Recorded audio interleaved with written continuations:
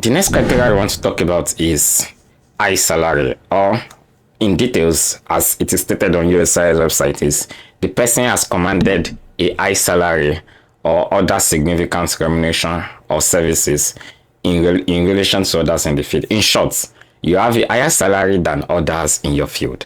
So that is this criteria. So if you earn a higher salary than others in your field, USIS consider that, okay, you have met one of the criteria of the definition of extraordinary ability.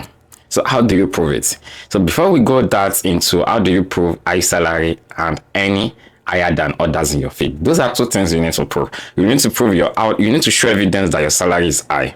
That is one evidence. The other evidence you need to show you that is that it is higher than others in your field. So, and I'm going to tell us and discuss how to prove it. Again, I've seen a lot of cases where this people receive RFE for this, and at the same time, I'm not very sure, but again, I believe even this high salary criteria is also one of those USS criteria that I won't consider it a very strong one. What I mean by strong one is meeting it is, I mean, what I'm trying to say now is that I believe all the 10 criteria of the USCIS is they don't have the same weight. That's my own personal belief. So what I mean by they don't have the same weight is that, for example, I consider original contribution of major significance a very strong weight. If you have it, it is a very strong criteria.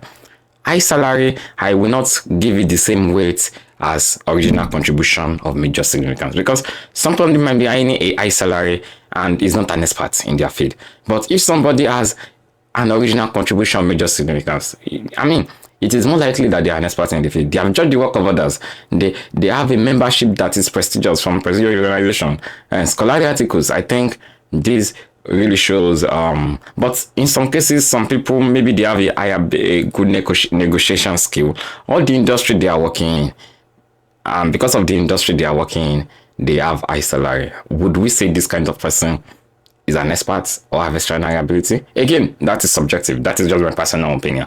But at the end of the day, you need to prove that you have higher salary than others within your field. Okay, so let us first of all discuss what are the evidences that you need to show for high salary. Then we talk about evidence for higher than others in your field. So for evidence of high salary, which means you want to tell them, okay, if you claim you earn 150k in a year, what is the evidence?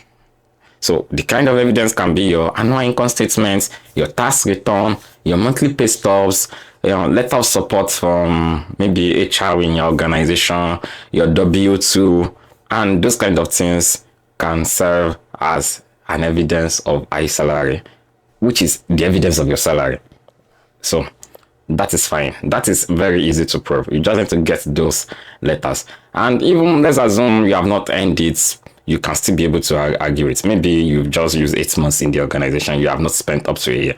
Okay, that's fine. So that is for that's within the United States. I think it's even more easier to prove because you have access to all these things easily, and the comparison to you have access to it easily. So, but if you live in other geography, you remember the high salary is within the geography. So high salary in the United States is not the same as high salary in other places. So for example, maybe you live in the UK, or you live in Nigeria, or you live in any other part of the world, in Europe, for example, the salary scale may be a little bit lower. You are comparing within your geography. Even if you are in the United States, you are not doing a national comparison. You are comparing within your profession and within your field, within your profession or your field, and within your state, like regional or state. You are not comparing within the whole of the United States. And another thing is, there is a rule of thumb most attorneys recommend, and that has worked for most people, is that when you do high salary, it is expected that your salary is higher than 98th percentile. I mean, which means that you earn more than 90% of people within your field. I mean, that's just a brief summary. This is not a statistics class. But again, this short explanation is that your salary is 90%, is at the 98th percentile. So basically, that is what high salary, a higher salary, basically that is what higher salary Basically, that is what higher salary more than others mean when we talk about comparison with others. So, irrespective of where you live, you need to find official data that you are going to be able to to compare. So, but if we focus on United States, what are those evidence that you need to be able to compare? So, basically, there are 2 or 3 most important places that you need to go, which are government resource. One of them is Bureau of Labor Statistics. You check your profession, you filter down to your state. I'm going to be showing it in later part of this video. Department of One Stop website. That is also another website from the government. And those 2 websites, BLS and One Stop. When you go to those 2 websites, you can see your profession. Look at the average 75 percentile, 90th percentile. You can see all these details in your field. So once your salary is higher than the 90th percentile in your field, in your region or state, then you earn higher than others within that field and you qualify for this criteria. So again, what is going to determine whether it is higher is what is your acclaim. For you understand what I'm trying to say. A high salary for a software engineer, for example, who usually sometimes maybe they earn 6-figure, maybe different from maybe a high school teacher. I mean, in many cases, high school teachers in the United States, they don't earn 6-figure, for example. So in that case, maybe somebody earns 90K as an high school teacher. So if you're an high school teacher and you earn 90K, it may qualify as high salary, but 90K will most likely not qualify for a software engineer and for that discipline. Again, it is what your acclaim is. If your acclaim is that you are an extraordinary CTO, that's an example within a startup or your organization or your field, your salary is going to be compared with other CTO. If your acclaim is software engineer, your salary is going to be compared with other software engineers. If your acclaim is, you are a project manager, it's going to be compared with other project managers.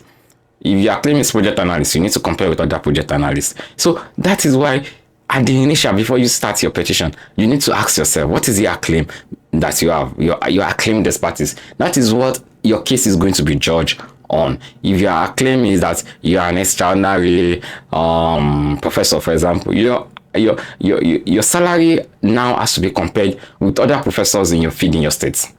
You understand what I'm trying to say? So that is just basically how it works.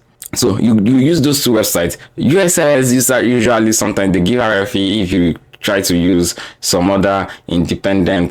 There are some independent websites maybe they just get that data. I mean, this website. I mean, you can use it as a supporting website, but again, I'm not going to rely on them primarily. So these are websites. I mean, there are a lot of them you can see on the internet where you check salary within some industry, but the most reliable one is BLS and One Stop. So you want to use these 2 websites, then you can use addition from other places. If you are outside the United States, you need to find some relevant data, relevant report, relevant statistics that has been reported about the average salary, 90th percentile, and those kind of statistics within your field in your state. So there are different bodies that do it, that does that. And once you get it, and you can be able to make that comparison. So the question now is, what about bonus? What about stock? What about additional compensations? Are they going to be added? Usually, your base salary is what is really needed in this case, and that is what you should use. Bonuses and those kind of things are not really. I mean, I'm not very sure about that, but I'm not very certain about that. But sometimes GSIS can give you RFE if you're adding your bonuses and other compensations to your salary, or stock options and those kind of things, or maybe your 401k contributions, travel contributions, reimbursement, insurance. All these things are not supposed to be added. So, and they won't be counted as evidence. So after you have proved, or you've proven that, okay, you have a high salary, you've shown your salary, then you've proven that it is higher than others in your field. If you stop there, that is fine. You have only just satisfied that criteria. But again, remember I told you that we need to always go a step further. And what is that step further?